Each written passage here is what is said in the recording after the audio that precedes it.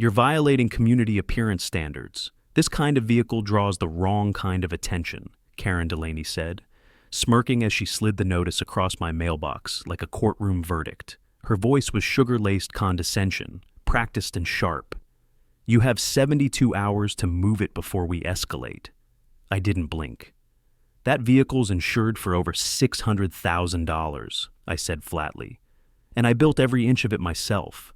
If you've ever felt that surge of power when standing up to bullies, hit subscribe now. This showdown is about to become a masterclass in fighting back. She blinked, hesitated, just a flicker, but I caught it. I didn't give her the satisfaction of emotion.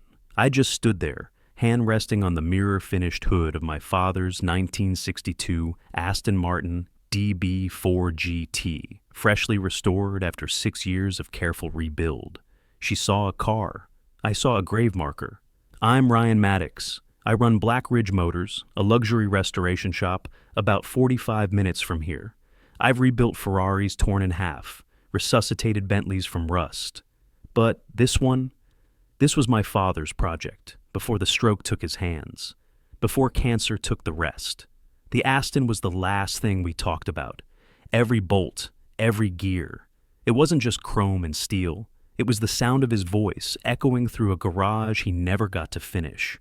So when Karen stood there waving a petty little form about curb appeal, I saw through the lipstick and pearls to what she really was, a control addict hiding behind HOA bylaws, trying to erase anything that didn't fit her suburban fantasy. And she had no idea who she was pushing. The Arbors at Pine Crest is a gated community with perfect hedges, regulation mailbox heights, and Karen Delaney as vice president of the HOA board. People here avoid confrontation. They'd rather get fined than argue. But I wasn't raised that way. I didn't move the car, not an inch. 3 days later, a second notice arrived, this time in bold red. Violation, fine pending. Failure to comply may result in legal escalation. I laughed, because she'd made one fatal assumption. She thought I needed permission to defend what mattered. My garage door stayed open that weekend. I detailed the Aston in full view. Neighbors passed with sideways glances. Some nodded quietly, others looked away. Karen circled twice in her silver Audi, but didn't stop. She didn't have to. Her threat was already planted. The fire started just after midnight. By the time I reached the driveway, the car was engulfed. Flames curled from the wheel wells, licking up the windshield. The hood imploded with a sound like heartbreak. My wife called 911. I stood barefoot on the pavement, staring at a ghost burning alive. The fire department said it looked like an electrical fault, but I knew better. There had been no battery in the car. I hadn't wired ignition yet. It had no fuel. I waited until the smoke cleared, then started taking photos. I cataloged everything: the direction of the flames, the pattern of the scorch marks, the smell, too chemical for oil or rubber. My hands shook, but not from grief. Grief had already happened. This was something colder. 3 hours later, I emailed 2 people, my insurance agent and a fire marshal I'd once done a favor for when his brother-in-law's Porsche needed a full-frame rebuild. The next day, while Karen was smiling at a landscaping crew like nothing had happened, I started assembling what I needed. She had no idea the ashes on my driveway were the start of something bigger. Where are you watching from? Because this is the story of how an HOA burned down my father's memory and walked straight into my showroom like nothing ever happened. They think they hold the rules. But I write checks to people who investigate rule breakers for a living, and this neighborhood is about to learn the difference. 2 days after the fire, a neighborhood-wide bulletin arrived by email, something the HOA rarely bothered with unless it involved dues or dog waste. This one was titled Community Reminder, Fire Hazards and Compliance Enforcement. No mention of the incident, no sympathy. Just a veiled threat in Arial font. The email warned against abandoned vehicles, non-operational displays, and unauthorized exterior modifications. I read it 3 times before closing my laptop. Karen wasn't just trying to erase the ashes from her conscience. She was trying to frame the fire as my fault. I wasn't the only one who noticed. At Lyle's Coffee on Main, neutral territory, just outside Pine Crest, I ran into Diane Traeger, a a soft-spoken retiree who walked her spaniel past my house every morning. She kept her voice low. "We all saw the car, Ryan. It was beautiful. I'm so sorry. I didn't sleep right after, you know." I nodded. "Thanks." She hesitated. "I heard them say you hadn't filed a community display request." "That's not a thing," I said. She shrugged apologetically. "Karen says it is now." That same afternoon, a fresh violation showed up on my mailbox, this time with photos attached. One image captured the burned-out shell of the Aston Martin with a bright yellow timestamp in the corner. The note said the hazardous remains had violated Article 4, Section 9 of the Community Code, and if I didn't remove them within 48 hours, the board would take action. Karen wasn't just brushing past the fire, she was rewriting it. My wife, Mariah, wanted me to let it go. "It's not worth it," she said, touching my shoulder gently. "They're trying to provoke you." I knew she was right in principle, but principles don't bring back your father's voice in the garage. Principles don't scrub scorched metal off your driveway. And principles don't hold people accountable unless you do something about it. That night, I walked the community loop, alone, just under 2 miles of quiet sidewalks, trimmed hedges, and smug silence. Pinecrest looked perfect from the outside, but in the quiet, I noticed things. 4 homes had American flags slightly faded and out of uniform regulation. One family still had Halloween decor tucked behind their bushes in April. A child's basketball hoop sat unsecured on a curbside. Every one of these things, if I had done them, would have been cited by now. Karen's pattern wasn't about rules. It was about power. The next morning, I drove to the HOA management office on Cedar Grove Road. The receptionist barely looked up before passing me a form labeled Incident Appeal. I filled it out. Half a page, no place for photos, no room for context. Just date, description, and signature. On my way out, I spotted the board directory mounted on the wall. Karen Delaney, Vice President, Frank Bellamy, Treasurer, Linda Kerr, Secretary. The others I didn't know. But Frank, I remembered him from the last annual meeting. Quiet, precise, always scribbling in the margins of his copy of the bylaws. I wondered if he knew what she was doing. Back in my garage, I reviewed the footage from my Nest Cam. Most of it was smoke, shadows, and emergency lights. But what caught my eye wasn't what was in the video. It was what wasn't.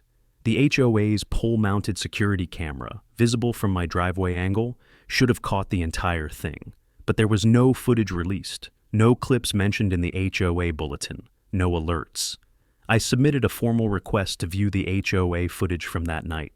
3 hours later, I received a reply from Karen herself. Unfortunately, the camera system experienced a temporary outage during the time in question. No usable footage exists. That was a lie. I knew the vendor that installed those units. One of my clients was a regional manager for the company. The system ran on looped redundancy. Even if the power cut, the footage should have backed up automatically for 7 days, which meant someone manually deleted it or prevented it from being pulled. Karen wasn't just playing dirty. She was covering her tracks. And still, she had no idea who I really was. I saw Frank Bellamy again 3 days later, this time at the community greenhouse, where the HOA held their monthly garden walk. It was one of those events Karen adored because it let her parade around in pastel gloves and pretend the neighborhood was a gated utopia. I wasn't there for the succulents. Frank stood alone near the koi pond, fidgeting with the cuff of his sleeve. His posture screamed discomfort, shoulders slightly hunched, eyes tracking everyone without making contact. He hadn't seen me yet, but I watched how he stiffened when Karen approached another board member across the path. He didn't smile, he didn't speak. He just turned, adjusted his glasses, and walked toward the far bench like he wanted to disappear. I followed. "Frank," I said, evenly as I approached. He flinched the way someone does when they expect bad news. "Ryan," he said, trying to smile, "didn't expect to see you here. You, into hydrangeas?" "I'm into accountability," I said, taking the spot beside him. He gave a small, humorless laugh and looked down at his hands. "Aren't we all?" There was a pause, tense but not hostile. "I've filed 2 formal requests for security footage," I said. "Both denied. The system supposedly went down for just 1 hour, exactly during the fire. Frank's jaw moved like he wanted to say something, but he settled for adjusting his watch band. "You're the treasurer," I continued. "You sign off on maintenance invoices, right? Camera systems, server upkeep, that kind of thing?" His silence said more than any admission. I leaned forward slightly. "Did Karen authorize any override? Any emergency data access that night?" He swallowed hard, and for a moment I saw the truth flicker behind his eyes. "I'm not supposed to," he started, then stopped himself. "I mean, the system logs. I just handle the payments. I don't control retrieval." "But you'd see if something was pulled," I pressed. "You'd know if the vendor billed for after-hours work." He didn't look at me. Instead, he stared across the koi pond like he wished it would swallow him. "I joined the board to balance budgets," he muttered, "not to cover up fires." That was it. Not a confession, not yet, but a crack. And it was widening. Frank stood up suddenly. "Look, I've got to check on the east planters. We're rotating out the iris beds, but—" He hesitated, turned slightly. "Ryan, for what it's worth, your dad was a good man. Everyone remembers him." He walked off before I could reply, but he'd said enough. Back at home, I pulled up the HOA vendor log I'd archived from a public PDF 6 months ago. Karen had taken it offline recently, probably to limit visibility. But I'd saved everything. The security vendor's name was Secure Link Solutions, and their local branch was run by a guy named Devin Roush. Devin owed me. I'd restored his '71 Dodge Challenger 2 years ago for less than half the market rate, just to help him impress his father-in-law. I gave him a call. "I can't give you system footage without a board request," Devin said over the phone, "but I can confirm whether or not any data pulls happened." "Off the record?" He paused. "Hypothetically, if someone from the HOA board used a personal code to delete footage at 2:12 a.m. last Sunday, that would show up on my audit logs, yeah." "And hypothetically," I said, "would that access code be tied to a named user?" "Hypothetically," he said slowly, "yes." "And it'd be weird, because why would a vice president need to wipe footage if it was just a random fire?" I didn't reply. I didn't need to. The pieces were starting to shift. The burn pattern, the deleted footage, Frank's hesitation, Karen's smug confidence. All of it pointed in one direction. I didn't have proof yet, but I had proximity, motive, and the beginning of a digital trail. And now, I had someone on the inside who wasn't quite as loyal as he used to be. The next violation notice came in a bright orange envelope. This time, it wasn't about the burned car. Karen had shifted targets, claiming non-compliant exterior modifications on the garage door I'd painted years ago. Apparently, the charcoal gray finish now posed a visual inconsistency with community aesthetics, despite it being approved in 2021 by the very board she still served on. I read the letter twice, then walked to the driveway, staring at the garage like I'd never seen it before. Same door, same paint, same approval record buried in HOA meeting notes. But now it was a problem, because she was losing control. Karen wasn't trying to punish me. She was trying to drown me in paperwork, force me to bend out of exhaustion. And the scary part was, it probably worked on most people. Stack enough threats, and you don't need truth. You just need time. Mariah found me pacing later that night. "Another notice?" "Yep." She didn't even ask what it was for anymore. We both knew the game had shifted. "Maybe you should file an injunction," she said gently, her voice cautious. "Just freeze everything until you know what they're planning." "I will, but not yet." Because the truth was, I needed her to keep escalating. Every extra violation gave me more leverage. Every ridiculous charge made her look less credible. She didn't realize it, but she was building my case for me. The problem was, I still didn't have a match to light it. I spent the next afternoon driving to Secure Link Solutions. Devin met me at the service bay behind the building, off the books, out of sight. He looked over his shoulder twice before handing me a manila envelope. "This is a printout of all system access logs from the night of the fire," he said. "No footage, no images, just timestamps and user entries. Not technically proprietary. I shouldn't be giving it to you. But hell, Karen Delaney's always been a snake." I flipped through the pages right there. 3 logins were listed between 2:04 a.m. and 2:17 a.m. One from a system admin doing regular cloud syncing, the second a failed login attempt, and the third 2:12 a.m. was a successful access from an HOA board member account. The name K. Delaney VIP. The deletion command, manual overwrite initiated. Authorization key accepted. Command complete. No need for interpretation, no need for assumption. She'd accessed the system directly, using elevated credentials during the precise window the fire occurred. She had taken the eyes off the street. I thanked Devin, slipped him a coffee card for his trouble, and left before the weight of it settled in. At home, I sat in the garage, what used to be my father's workspace, now half charred from the fire's heat. I ran my hand along the workbench, burnt, splintered in the corner, but still standing, like it was waiting for me to finish something he'd started. I knew what had to come next. I scanned and backed up the access logs in 3 different encrypted folders, one to a USB drive, one to a cloud archive, and one on a private network server at the shop. Karen had already proven what she'd do when cornered. I wouldn't give her a second chance. Then I made a call to our insurance adjuster, Letitia Hayes. She was sharp, ex-Army, now specializing in fire-related claims for high-value assets. "Letitia," I said, "I've got a new angle for the Aston case. You free for coffee?" "Tomorrow morning," she said. "Bring your evidence. If you've got what I think you do, this won't be a claim. It'll be a liability investigation." The threat in her voice wasn't for me. It was for whoever lit the match. That night, the neighborhood was quiet again. But the quiet didn't feel oppressive anymore. It felt like pressure, the kind that builds just before something breaks. Karen thought she'd buried her mistake in fire and bureaucracy. But I had the spark now. Letitia Hayes showed up early, black blazer over a charcoal gray shirt, sharp eyes behind gold-rimmed glasses. She didn't waste time with pleasantries. The moment she slid into the cafe booth, she set down her tablet and said, "What do you have?" I handed her the envelope. She opened it, skimmed, stopped, then flipped back to the 2:12 a.m. entry. Her expression didn't change much, but I saw the slight parting of her lips, the pause in her breathing. "This is from their security system?" "Pulled by their vendor," I said. "Off the books. I didn't get footage, but the logs are clean. Name and time. That account is Karen Delaney's." Letitia tapped the edge of the paper once. "Manual deletion of video backup during an open fire investigation? That's obstruction if we prove intent." "She accessed it before the fire was even called in," I added.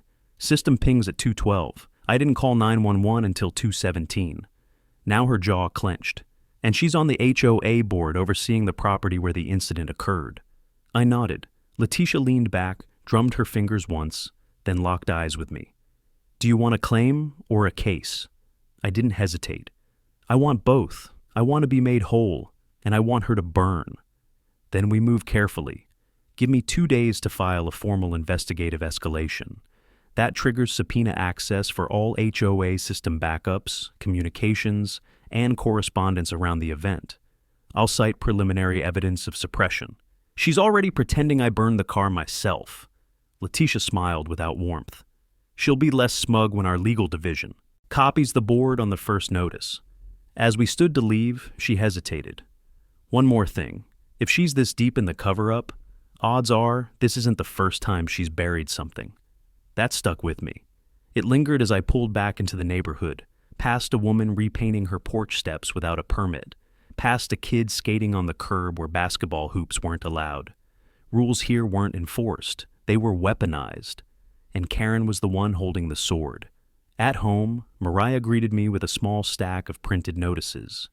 "These came while you were out," she said grimly. I flipped through them. Noise complaints, grass too tall, improper parking alignment, despite my tires sitting exactly between the curb lines. 3 in one day, I muttered. She's getting desperate. But one of them caught my attention for a different reason. It was addressed not to me, but to Frank Bellamy. Wrong delivery. I was about to walk it over when something on the envelope made me stop. The name wasn't typed. It was handwritten. And the handwriting matched the note Karen once left in my mailbox. A passive-aggressive reminder to remove a flower pot during winter maintenance. I opened it. Inside was a single sheet of paper with a spreadsheet column of itemized charges. Fines dated from over a year back, all labeled discretionary adjustments. Frank's name was next to every entry, but most had been marked voided by VP approval. I frowned. Was Karen protecting him or controlling him? I walked across the street to Frank's house, the envelope in hand. He answered in slippers, button-down shirt, half tucked, like he hadn't expected company. "This was dropped at my door by mistake," I said, handing it over. He read it, didn't look surprised, just tired. "She keeps them," he muttered, "every time she wants something passed, or someone silenced. A fine here, a fee reversal there, all logged until she needs a favor. Is that why you've stayed quiet?" His mouth twisted. "I never voted for any of this, but she doesn't need votes, she needs leverage." I let the silence stretch between us. Then I said, "She's not going to stop. Not until someone takes her hands off the wheel." Frank stared at the envelope. Then, quietly, "I may have something that helps, but you didn't get it from me." I didn't smile, but I nodded. The wheel had started to turn. Frank slid a flash drive across the table at Lyle's Coffee the next morning. No bag, no note, just the bare stick, cold against my fingers. He didn't look at me as he passed it. His eyes stayed on the window like he was just watching traffic. "I copied it last month," he said quietly. "System mirror from before the fire. Karen didn't know I had root-level access for audits." I stared at the drive. "You had this the whole time?" "She scared me," he admitted, voice barely, audible over the espresso machine. "She still does." I didn't press. He was doing it now, and that mattered. "Do you know what's on it?" Frank nodded once. Full log trails and emails. From her HOA inbox to Tobias, her husband. One of them references removing the obstacle in Maddox's driveway. My breath hitched for a second. "She used that phrase?" "Word for word." He rose before I could say anything else. "I don't want to be involved," he muttered, "but I also don't want to be complicit." And then he was gone. I stared at the flash drive in my palm. It felt heavier than it should have. This was no longer suspicion or intuition. This was leverage. If that email existed, written by her, acknowledged by name, tied to the fire, it could escalate everything. At home, I loaded the drive into an isolated laptop. No network, no cloud sync. I opened the folder titled HOA Back Mirror. She'd kept everything. Karen's inbox was a monument to quiet corruption. Dozens of messages marked private use or off record, sent from her official HOA email. Most were garden variety HOA bullying, notes about selectively enforcing trash day rules, suggestions for delaying permit approvals for certain families she deemed non-compliant. But then I found it, March 7th, 10:04 p.m., 2 days before the fire, to Tobias Delaney. Subject, the car. If Ryan refuses to comply, I'll move forward with the plan. The obstacle in the driveway will be handled. I've warned him twice. He's leaving me no choice, no attachment, no follow-up, just that. There was no direct mention of arson, no lighter fluid or names. But the intent was unmistakable. Handled. Obstacle. This wasn't about code violations anymore. This was personal, calculated, and now it was traceable. Letitia called just as I was transferring a copy to a secured hard drive. "I filed the escalation," she said. "Our investigators are opening a formal probe. That gives us legal cover to request all HOA communication archives." "I already have them," I said. Silence. "You're sure?" "They're mirrored from before the incident," I said. "Authenticated, time-stamped, and untouched since. There's an email tying Karen to the car. The wording's careful, but the implication is clear." Letitia exhaled. "If your evidence holds, this stops being a fire claim. It becomes property sabotage with intent to intimidate. That's civil and potentially criminal." I could hear papers rustling on her end. She was already reclassifying the case. "Do not confront her yet," Letitia warned. "Let the pressure build through formal channels. We want her caught scrambling, then cornered." But Karen wasn't waiting. That night, someone spray-painted a warning on my driveway. "Back down or move out." White letters, fast strokes, no signature. Mariah stood beside me, arms crossed over her, chest too calm. "Do we call the cops?" she asked. I shook my head. Number, let her dig. I installed 2 new cameras, one hidden in the mailbox, the other inside the porch light. Both synced to off-site servers she couldn't reach. I kept the driveway markings untouched for now. Let the threat sit where everyone could see it. The next morning, a printed sign went up at the community entrance. HOA Emergency Meeting, Board-Only Session, Friday, 7 p.m. It wasn't public. It wasn't routine. Karen was circling the wagons, but I wasn't alone anymore. Frank had cracked. Letitia had escalated. And the insurance investigators were circling, quietly requesting board member email access from SecureLink and HOA management. Karen wanted a silent win. Instead, she'd triggered a silent war. Frank knocked on my door just after dark. He didn't text first, didn't call, just showed up, cap pulled low, glancing over his shoulder like someone might be watching. I opened the door and stepped aside without a word. He walked in, shoulders tense, hands gripping something inside his jacket. "I shouldn't be here," he said, pulling out a sealed folder. "But I think it's time you see this." I led him to the kitchen and closed the blinds before flipping on the under-cabinet light. He placed the folder on the counter and unfastened the string clasp with shaking fingers. Inside were 3 printed emails, a vendor invoice, and a typed memo on HOA letterhead. The first email was from Karen, subject, Contractor Coordination. It listed a request for after-hours surveillance removal on the night of the fire, citing community privacy concerns.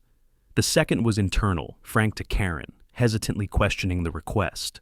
"I flagged it," he said, tapping the paper, "but she told me to stay in my lane." The third email was from Karen to the HOA secretary, instructing her to mark any future references to the fire as ongoing legal matter, no comment. "She was preparing silence," I muttered. Frank nodded. "Here's the kicker." He slid over the invoice, SecureLink Solutions, dated March 9th, billed to Pinecrest HOA. It included a one-time override fee labeled Remote Deletion Request plus VPN access, signed by Karen Delaney. "That invoice was never entered in the public ledger," Frank said. "She paid it using discretionary board funds, which requires 2 signatures. She forged the second one." "And the memo?" "Drafted yesterday," Frank said. "It's a motion to censure me if I violate board confidentiality or distribute unapproved documents to non-members. She's trying to shut me down before the meeting." I leaned against the counter, processing it all. "Why now?" I asked. "Why bring this to me?" Frank looked older than he had 2 weeks ago, drawn, worn thin. "Because I watched your father rebuild that car every Sunday for 4 years. Because the look on your face when it burned, I've never seen someone carry that much and stay upright. And because she crossed a line." He swallowed hard. "I should have spoken up sooner." I clapped a hand on his shoulder. "You are now." He exhaled. "What happens next?" I handed him my copy of the original email.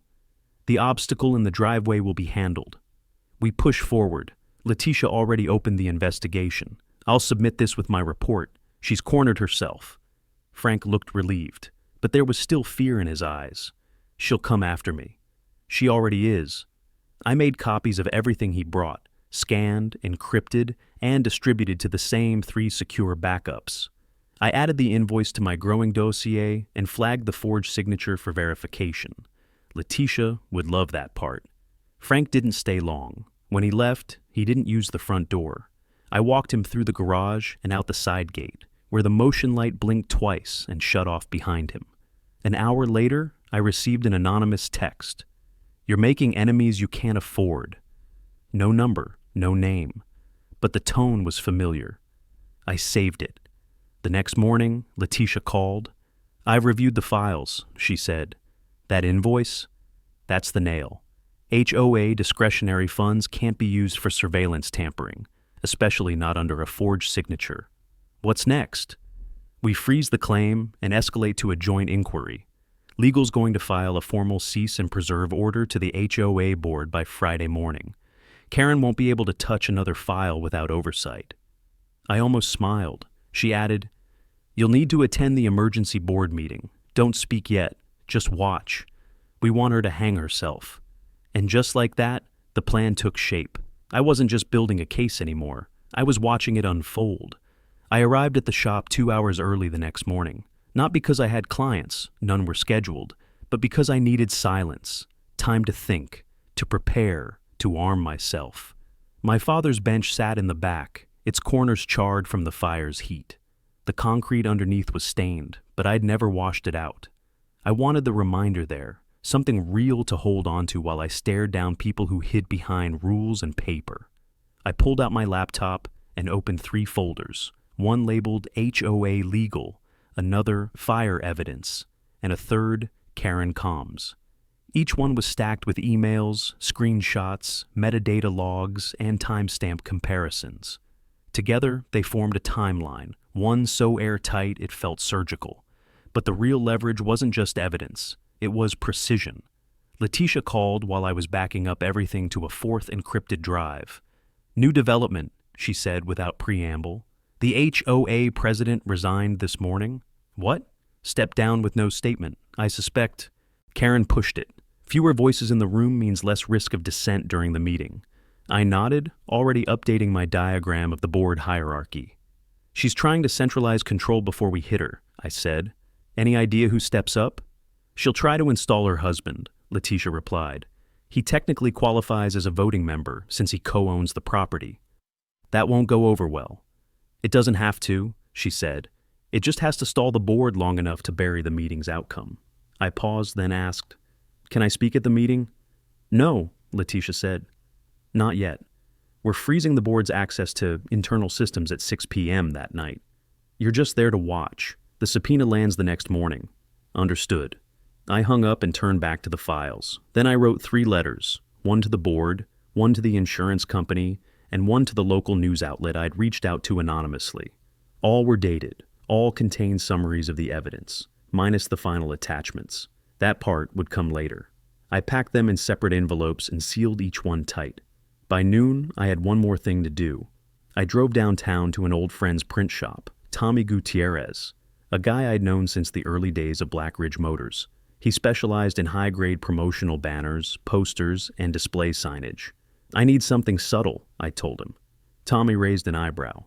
"Define subtle."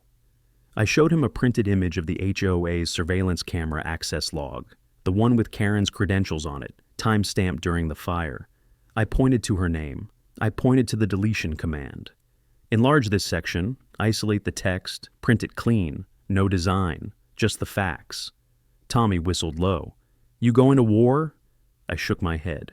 "I already did. This is just the flag." He handed me the proof copy 30 minutes later. Poster-sized black text on white background. The words were bold, undeniable. "Manual override initiated.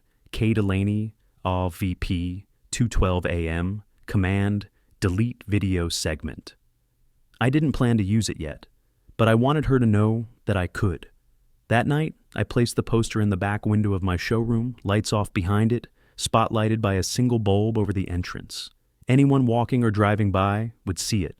Mariah came out to the driveway as I locked the front door. "You really think she'll crack?" she asked.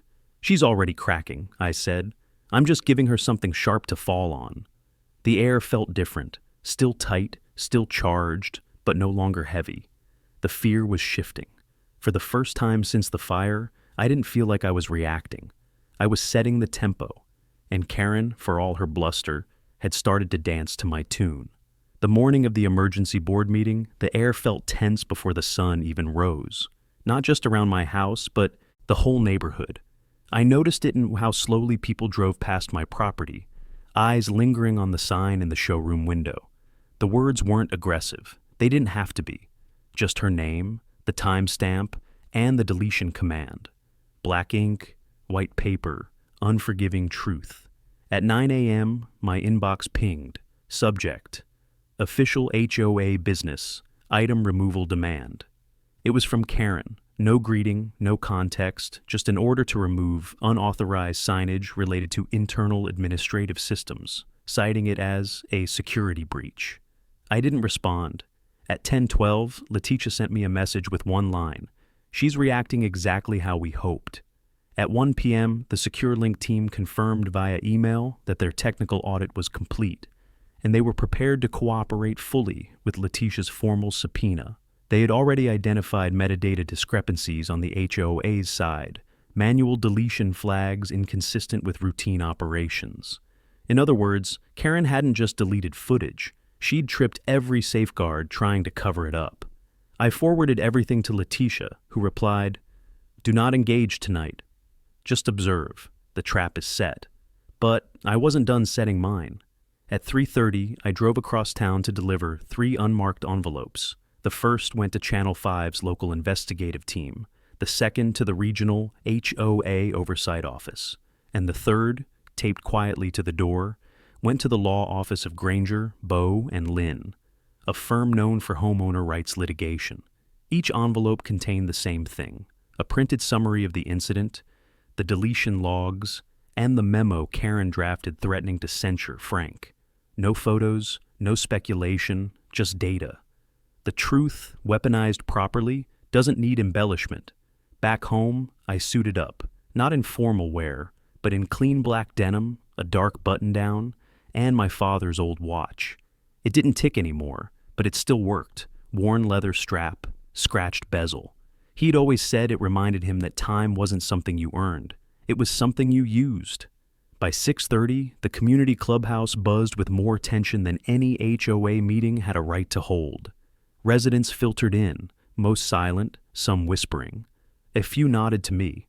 One man gave me a look like he already knew something was about to break loose, and he was grateful it wouldn't be him at the center. Karen stood near the podium, clipboard in hand, dressed in her usual pale green cardigan and that signature smug poise. Tobias sat in the front row, arms crossed, looking bored. Frank was already seated at the board table. He avoided Karen's gaze entirely. At 6:59, Karen tapped the mic. "Good evening," she said, her voice syrupy and brittle. "This board-only session has been convened to address internal concerns of conduct and procedural clarity. Public commentary is not on the agenda." She looked straight at me for that last part. The room was too full for anyone to pretend this was normal. Over 30 residents, more than any standard meeting in the past year. And none of them spoke. They just watched. Karen rattled through an agenda that included non-compliant signage, confidentiality breaches, and investigative rumors. She never used names, but her glances did the heavy lifting. Then, halfway through her third item, something unexpected happened. Frank stood up. "I'd like to introduce a motion," he said calmly, voice steady, "to postpone all punitive action until we receive clarification from external counsel regarding the pending insurance and legal reviews." Karen froze. "That's not within—" "It is," Frank interrupted, holding up a printed copy of the bylaws. Page 14, Section 3. Emergency meetings are not exempt from procedural safeguards during active investigations. Karen's face tightened. "This isn't an investigation." Frank set down a printed email, hers. "It is now." The room murmured. Karen turned to the rest of the board. "We're not voting on that tonight." But one by one, 2 other board members raised their hands. 3 out of 5. Motion passed. Karen didn't sit down. She stood, blinking, jaw tight, barely holding her smile. But I saw the fear behind her eyes now. Not just that she'd lost control of the meeting, but that she'd underestimated how much control I'd already taken back. Karen left the meeting without a word. No fake smile, no closing speech. She just gathered her clipboard and walked out the back door of the clubhouse. Tobias trailing behind her, confused and annoyed, like he'd shown up expecting dinner and got subpoenaed instead. I didn't follow. There was nothing left to say. Not tonight.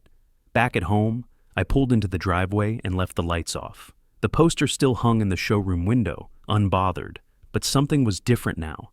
The silence outside wasn't threatening anymore. It was watchful. Pinecrest had shifted. Neighbors didn't just see what happened, they felt it, a collective turning of the tide. I went inside and opened my laptop. Letitia had already sent over a copy of the official notification, Preservation and Investigation Directive, issued to the HOA board via certified delivery. Effective immediately, all internal systems were frozen. No further actions, fines, or removals could be issued without third-party approval. Karen was cornered. I made one final move before bed. I uploaded a clean, redacted version of the camera deletion log and invoice to a secure cloud link, password protected, time-stamped, and ready to go public if anything happened to me, my house, or my wife. Then I scheduled an auto-send of the file to 2 local reporters, timed to activate if I failed to log in within 72 hours. Call it paranoia, or just preparation. Either way, I wasn't leaving anything to chance. The next day, the storm broke. At 9:22 a.m., I got a call from Frank. "She's calling an emergency vote to remove me from the board," he said. "Claims I violated my fiduciary duty." "Did you?" He laughed. "I followed the law. That's what scares her." By noon, news spread fast. Someone leaked Karen's internal communications. Not the whole archive, but just enough. Her email to Tobias about handling my car, the invoice with the override charge, and a blurred screenshot of the surveillance access log. I didn't leak it, but I knew who did. Frank had finally picked his side. At 1:47 p.m., I received a notification from my security system. Motion detected. Mailbox camera. I opened the live feed. Karen, not standing on the sidewalk, not at the curb, right at the box. Her face was flushed, lips pressed tight, hair pulled back sharper than usual. She slipped something inside the box, glanced once toward the house, then walked quickly back to her car. I waited until she drove off before opening it. Inside was a folded note, no envelope, just clean white paper. "This has gone too far. If you go public, you'll regret it more than you know. Drop it. Final warning." There was no signature, but the ink smelled fresh. I scanned it, filed it, noted the time. Then I turned on the showroom lights and let the poster glow brighter than before. That evening, Letitia called again. "She's flailing," she said. Her attorney tried to argue that the surveillance deletion was a clerical mistake, but the vendor just confirmed her access code was used from her personal IP address. That's enough to escalate? It already has. This is moving out of civil liability and into criminal review. Local authorities will be informed by the end of the week. I said nothing for a moment, letting that settle. And my claim? Approved in full. Adjusted for emotional distress and unlawful obstruction. I leaned back in my chair, staring up at the ceiling of the garage, what was left of it. The burn marks had faded, but I remembered every inch. Letitia added, "She'll try one last move. People like her always do, but it won't work. She's out of room." The call ended. The house was quiet again. Too quiet. Until Mariah stepped into the garage and placed something beside me, a small velvet box. I opened it. Inside was a gear knob, the original one from the Aston. Black leather, silver trim, still etched with the initials my father burned into the base plate before his hands failed him. "You found it?" I asked. She smiled. "I never threw it away." The fire had taken the car, but it hadn't taken the reason I built it. The clubhouse had never been this full. By the time I arrived, the line of folding chairs extended past the partition wall, with neighbors standing shoulder to shoulder in the back and along the sides. People who hadn't shown up to a single HOA meeting in years were here now, some out of curiosity, others out of quiet anger. Pinecrest didn't normally talk, but when it listened, it remembered. I took a seat in the second row, just off center, with Mariah beside me and Frank already stationed at the board table. His posture was straighter tonight, more sure of himself. Karen walked in 5 minutes late. She wore a slate gray pantsuit instead of her usual cardigans, and a tight smile she hadn't quite practiced enough. Tobias followed, silent as usual, glancing around like he was gauging escape routes. The murmur in the room dimmed the second Karen took the mic. "This emergency session," she began, "has been convened to address recent unauthorized disclosures of board communications, coordinated attacks on HOA credibility, and the breach of community protocol by individuals acting outside of governance procedures." She didn't say my name. She didn't have to. Furthermore, she continued, "It has come to our attention that certain parties are distributing falsified documents and attempting to incite legal threats based on misinformation." That was when Frank stood. "I'll respond to that," he said, lifting a stack of printed documents. "What you're calling misinformation is a direct export from SecureLink's own access log servers, certified and time-stamped. These are not falsified." Karen blinked, just once. but it was the kind of blink that lasts too long, a silent glitch. Frank continued. Included here is the invoice you submitted for after-hours deletion of camera data. The authorization key used matched your personal access credentials, and, most notably, it occurred during the exact time frame of a structure fire. Someone near the back gasped. Karen's eyes flicked toward the sound, but she didn't break. That invoice, Frank added, was not recorded in the HOA's general ledger. That's a violation of financial transparency guidelines and misuse of discretionary funds. Karen leaned into the mic, cool and tight. Those documents were obtained without consent. No, Frank said, unshaken. They were obtained through whistleblower protocols and are now under formal review by the board and third-party counsel. I watched as one of the other board members, Linda Kerr, the secretary, glanced at Frank's printouts, then turned to Karen with narrowed eyes. It was subtle, but it was enough. Karen straightened, voice sharpening. Regardless of these alleged findings, this meeting is not a court, and this association must protect itself from reputational damage. Therefore, I move that we censure Ryan Maddox and initiate proceedings to suspend his participation in all HOA events until further notice. She tried to spin it fast, redirect the heat onto me. Classic maneuver. Punch a new target and make people forget who lit the match. But it didn't land, because before anyone could second the motion, Letitia stood up in the audience. She wore civilian clothes, dark, jeans, plain black tee. But her voice carried the weight of something official when she said, Ms. Delaney, I'm here on behalf of Capstone Insurance and their legal division. Your misuse of HOA surveillance and documented attempts to interfere with an active investigation are currently under review by both civil and criminal legal teams. Gasps rippled again. Karen's mouth parted, just slightly. Letitia stepped forward, holding a white envelope. This is your formal notice of claim intervention. You are required to preserve all related communications, financial records, and board interactions dating back to March 1st. You are not to delete, modify, or withhold any documents moving forward. She placed the envelope on the board table, right in front of Karen, then turned to the crowd. I'd also encourage any homeowners with past disputes, fines, or threats issued by the board to contact our legal office. Our investigation will expand as needed. The room was still.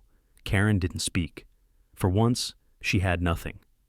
Frank sat back down slowly, as if finally exhaling a weight he'd carried too long. Karen reached for the envelope, but her hand trembled, and that, more than anything, told me she knew. It was over. Karen didn't show her face in Pinecrest again, not after that night. By morning, her name was stripped from the HOA directory. A quiet resignation, no formal letter, no press release, just a sterile update on the community website. Vice President position, vacant pending special election. Tobias listed their home for sale 2 weeks later. Moved out by month's end. The grass grew too long after they left. No one filed a violation. Frank stopped by my shop not long after. I thought you'd want to see this, he said, handing me a folded newsletter. Inside was a notice of policy reform. The board had voted to reinstate oversight on discretionary spending, install third-party audits for all surveillance access, and dissolve Karen's executive privileges. He tapped the final line with a tired smile. They're calling it the Maddox Clause. I didn't laugh, just nodded once. Feels heavy. Better than staying quiet, he said. Letitia called that same afternoon. City Attorney's Office is reviewing your case, she said. There's talk of pressing charges for obstruction, misuse of HOA funds, and tampering with evidence. And the claim? Finalized, full payout plus damages. You'll be compensated for the car, the property, and the emotional distress. You'll be made whole. She paused before hanging up. You did more than win. You changed how they operate. But the truth was, I hadn't done it alone. It took Frank's conscience, Letitia's expertise, Devin's favor, Mariah's steady hand when I couldn't see straight, and my father's voice, echoing in every tool, every rebuilt bolt, every hour I spent under that hood.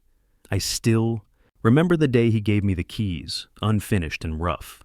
She's not ready yet, he'd said, smiling through the chemo.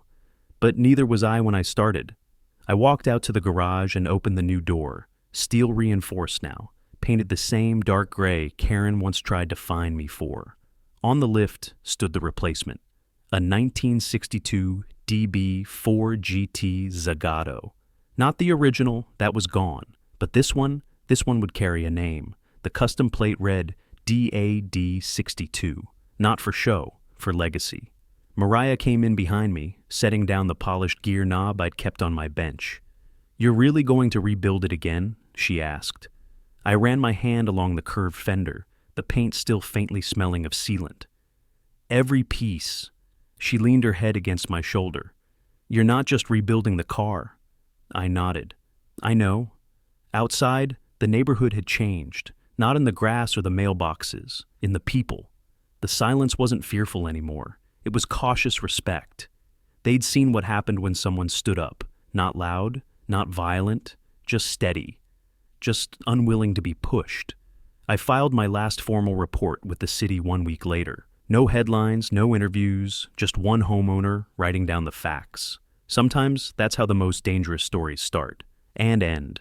If you want more stories of homeowners standing up to HOA tyranny, hit subscribe right now, share your story in the comments, and let me know where you're watching from.